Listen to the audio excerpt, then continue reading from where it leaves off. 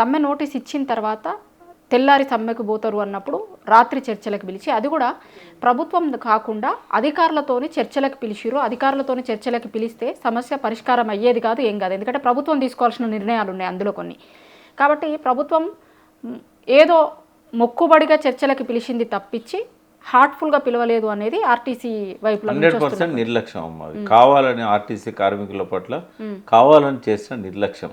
దాని కమిటీలు ఎందుకమ్మా? విధి విధానాలు రూపొందించుకోవడానికి మీరు వాళ్ళు కూర్చోండి, దీన్ని మేము అంగీకరిస్తున్నాం అని ఒక మాట చెప్తే వాళ్ళు స్ట్రైక్ కాల్ ఆఫ్ చేసేవాళ్ళు కదా.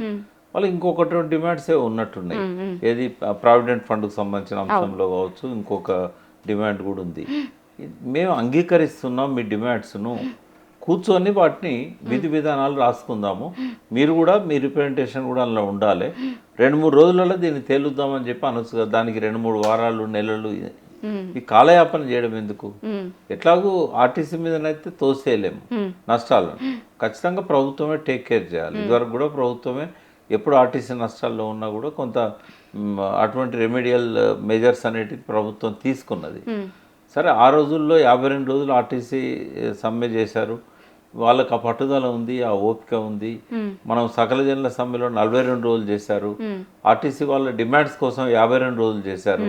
కాబట్టి వాళ్ళను మళ్ళీ పరీక్షకు పెట్టాల్సిన అవసరం లేదు ఈ ప్రభుత్వం.